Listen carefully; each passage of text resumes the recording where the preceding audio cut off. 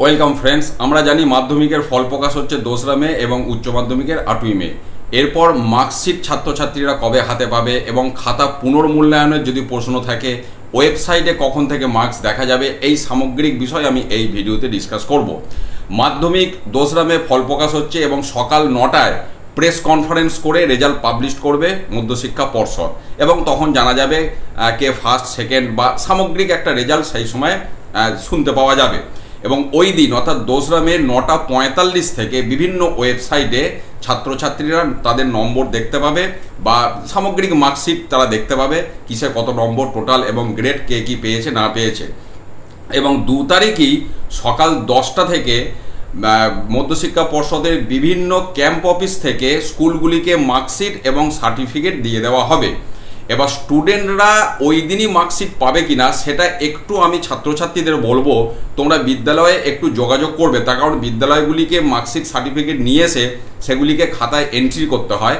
এবার 10টা থেকে মার্কশিট পাওয়ার পর যেসব বিদ্যালয় একটু দূরে অবস্থিত সেক্ষেত্রে একটু সময় লেগে যায়, তো ওই দিনই দেওয়া হবে না তার পরের দিন দেওয়া হবে, এটা একটু তোমরা স্কুলের সাথে যোগাযোগ করে নেবে যে তোমরা মার্কশিটটা কবে আনতে যাবে। খাতা পুনর্মূল্যায়নের বিষয়ে আমি শেষে আসছি মাধ্যমিকের ক্ষেত্রে। এবার উচ্চ মাধ্যমিকে 8ই মে ফল প্রকাশ হবে, দুপুর 1টার সময় প্রেস কনফারেন্স করে উচ্চ মাধ্যমিক শিক্ষা সংসদের পক্ষ থেকে ফল প্রকাশ করা হবে, র্যাঙ্ক ট্যাঙ্ক ইত্যাদি সমস্ত কিছু বলা হবে। এবং ওই দিনই অর্থাৎ 8ই মে দুপুর 3টে থেকে ছাত্রছাত্রীরা বিভিন্ন ওয়েবসাইট থেকে তাদের নম্বর চেক করতে পারবে, টোটাল গ্রেড সমস্ত কিছুই তারা বিভিন্ন সাবজেক্ট ওয়াইজ তারা নম্বর চেক করতে পারবে।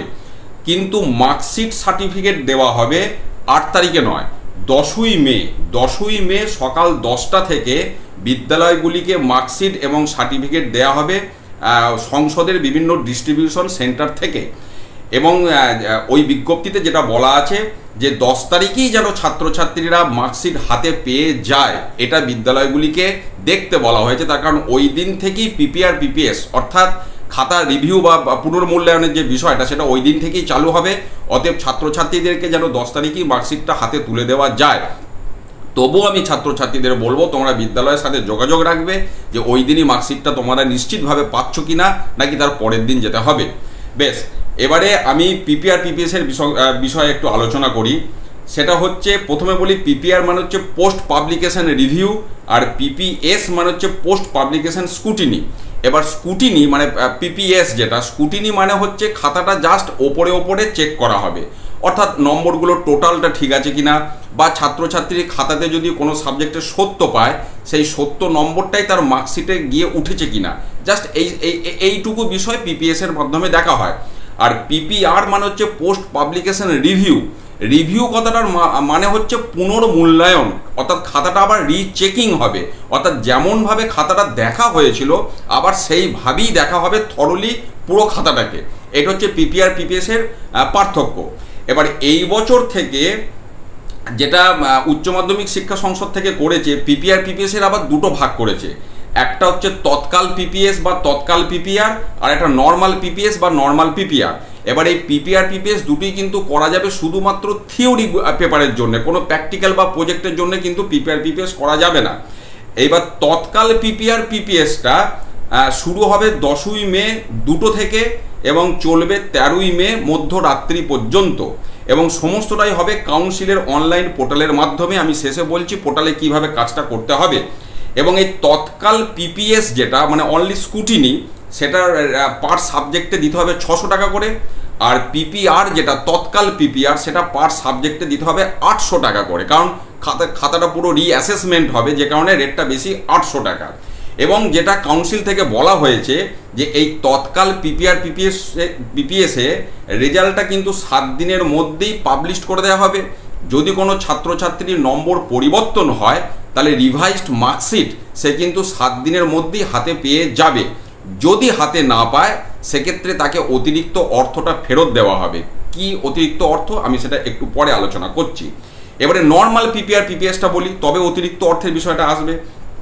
নর্মাল পিপিআর পিপিএস শুরু হবে 10ই মে দুপুর 2টো থেকে এবং চলবে 25শে মে মিডনাইট পর্যন্ত, এবং ওই কাউন্সিলের পোর্টালই হবে। সেটা আমি শেষে বলছি কিভাবে করতে হবে, কারণ তৎকাল আর নর্মাল দুটোরই আবেদন পদ্ধতিটা একই, তো যে কারণে সেই প্রসেসটা আমি শেষে বলছি। এবার নর্মাল এবং এক্ষেত্রেও পিপিআর পিপিএসটা শুধুমাত্র থিওরি পেপারের জন্যই কিন্তু প্রযোজ্য, প্র্যাকটিক্যাল বা প্রজেক্টের জন্য পিপিআর পিপিএস করা যাবে না। এবার নর্মাল পিপিএস যেটা পোস্ট পাবলিকেশন স্ক্রুটিনি, সেটা পার সাবজেক্ট 150 টাকা করে, আর নর্মাল পিপিআর যেটা পোস্ট পাবলিকেশন রিভিউ, সেটা পার সাবজেক্ট 200 টাকা করে, এবং এর ফলাফলটা 1 মাসের মধ্যে পাবলিশড হবে। নর্মাল পিপিআর পিপিএস করলে তার রেজাল্ট কিন্তু 1 মাসের মধ্যে ছাত্রছাত্রীরা হাতে পেয়ে যাবে। তাহলে এবার কি দাঁড়ালো, তাহলে এবার ওই যে একটু আগে বললাম যে তৎকালে পিপিআর পিপিএস করা সত্ত্বেও যদি 7 দিনের মধ্যে সংসদ থেকে রেজাল্ট পাবলিশ করতে ব্যর্থ হয়, সেক্ষেত্রে অতিরিক্ত অর্থ মানে কি, তৎকাল পিপিএসে নিচ্ছিল 600, নর্মালে 150, তাহলে অতিরিক্ত 450 টাকা। তৎকাল পিপিআরে নিচ্ছিল 800 আর নর্মালে 200, তাহলে অতিরিক্ত 600 টাকা। তাহলে যদি 7 দিনের মধ্যে ফল প্রকাশ করতে ব্যর্থ হয় সংসদ থেকে, সেক্ষেত্রে পিপিএস এর ক্ষেত্রে 450 টাকা ফেরত দেওয়া হবে, পিপিআর এর ক্ষেত্রে 600 টাকা ফেরত দেওয়া হবে। এটা গেল এক প্রস্তুত বিষয়। এবারে কমন কিছু গাইডলাইন, সেটা হচ্ছে পিপিএস মানে পোস্ট পাবলিকেশন স্ক্রুটিনি, এটা কিন্তু সব সাবজেক্টের ক্ষেত্রেই করা যাবে, সেটা তৎকাল হোক বা নর্মাল হোক। কিন্তু পিপিআর মানে পোস্ট পাবলিকেশন রিভিউ, এটা কিন্তু করা যাবে ম্যাক্সিমাম 2টি সাবজেক্টের ক্ষেত্রে, সেটা তৎকাল হোক বা নর্মাল, এই বিষয়টি বলা আছে।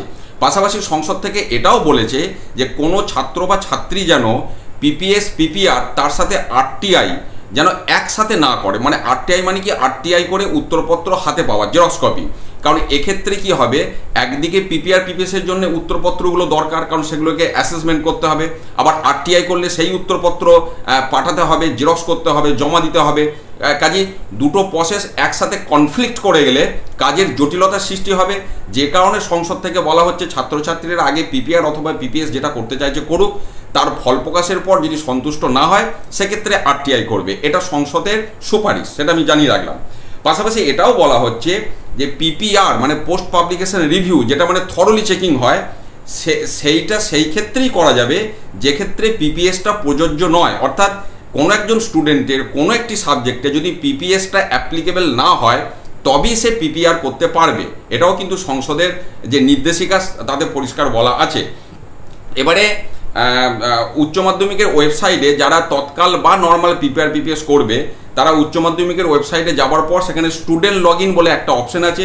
স্টুডেন্ট লগ ইনটা ক্লিক করার পর 1 টাইম রেজিস্ট্রেশন করতে হবে। সেই রেজিস্ট্রেশনে স্কুলের নাম, নিজের নাম, ইনস্টিটিউশন কোড এবং মার্কশিট নম্বর, এই দুটো কিন্তু ছেলেমেয়েরা পাবে মার্কশিটটা হাতে পাওয়ার পর। অতএব পিপিআর পিপিএস আবেদন কিন্তু মার্কশিটটা হাতে না পেলে তোমরা শুরু করবে না, কারণ ওখানে মার্কশিট নম্বর লাগবে এবং ইনস্টিটিউশন কোড লাগবে, যেটা মার্কশিটের ওপরের দিকে দেওয়া থাকে। হ্যাঁ, এবং তার মোবাইল নাম্বার দিতে হবে, দিয়ে মোবাইল নাম্বারে ওটিপি আসবে, ওটিপি সাবমিট করার পর 1 টাইম রেজিস্ট্রেশনটা কমপ্লিট হবে।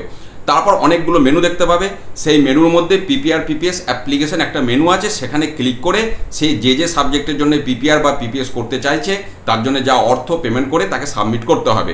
এটা হচ্ছে উচ্চ মাধ্যমিকের ক্ষেত্রে সিস্টেম। এবার মাধ্যমিকের ক্ষেত্রে বলি, গত বছর যেটা মাধ্যমিকের পিপিআর বা পিপিএস এর যেটা নিয়ম ছিল, মধ্যশিক্ষা পর্ষদ থেকে যেটা বলেছিল, এক্ষেত্রেও পিপিআর পিপিএসটা অনলাইনই। আচ্ছা, পাশাপাশি বলি উচ্চ মাধ্যমিকে এই যে পিপিআর পিপিএস যেটা অনলাইনে ব্যবস্থা আছে, শুধুমাত্র এই পদ্ধতিতেই কিন্তু করতে হবে। অন্য কোনোভাবে পিপিআর পিপিএস মানে ম্যানুয়ালি কেউ যে কোথাও জমা দিয়ে এলো, সংসদ অফিসে গিয়ে দরখাস্ত করে এইভাবে করলে কিন্তু পিপিআর পিপিএস হবে না। যা হবে এই অনলাইন পদ্ধতিতেই করতে হবে, সেটা নর্মাল হোক বা তৎকাল হোক। মাধ্যমিকের ক্ষেত্রেও গত বছর কিন্তু সিস্টেমটা অনলাইনেই চালু করেছিল, কিন্তু সেই অনলাইনে করতে হয়েছিল স্কুলগুলিকে। ছাত্রছাত্রীরা কি করেছিল, প্লেন সাদা পাতাতে ওই মার্কশিটের ইত্যাদি জেরক্স জমা দিয়ে আর কোন কোন সাবজেক্টে স্ক্রুটিনি করবে সেটা লিখে, তার যা টাকা পার সাবজেক্ট যা টাকা হিসাব, সেই হিসাবে টাকা জমা দিতে হয়েছিল স্কুলগুলিকে। আর ওই 5 টাকা না ক টাকা একটা স্কুলকে দিতে হয়েছিল এই সমস্ত প্রসেসিং ফি বাবদ। এবার স্কুলগুলি সেগুলো সব একত্রিত করে তারা অনলাইনে সাবমিট করেছিল। এটা ছিল গত বছরের নিয়ম। এই বছর মধ্যশিক্ষা পর্ষদ থেকে কিন্তু খাতা পুনর্মূল্যায়নের এখনও কোনো বিজ্ঞপ্তি দেয়নি। যদি এর মধ্যে বিজ্ঞপ্তি দেয় সেটা আমি অবশ্যই স্টুডেন্টদের উদ্দেশ্যে শেয়ার করব। আদারওয়াইজ আমি ছাত্রছাত্রীদের বলবো, 2রা মে মার্কশিটটা হাতে পাওয়ার পর বা যেদিন বিদ্যালয় থেকে মার্কশিট তোমাদেরকে দেবে, বিদ্যালয়ে মার্কশিটটা হাতে পাওয়ার পর তোমরা যারা পিপিআর পিপিএস করবে তারা বিদ্যালয়ে অবশ্যই জেনে নেবে যে কিভাবে এবছর পিপিআর পিপিএস করা যাবে, সেই নির্দেশ মোতাবেক তোমরা কাজ করবে। ইন দ্য মিন টাইম যদি মাধ্যমিক এবং উচ্চ মাধ্যমিকের এই সংক্রান্ত কোনো আপডেট ওয়েবসাইট থেকে আসে, সেটা বোর্ড থেকে হোক বা সংসদ থেকেই হোক, আমি সেই আপডেট সকলের উদ্দেশ্যে অবশ্যই শেয়ার করব। ভালো থাকুন, সুস্থ থাকুন, ধন্যবাদ।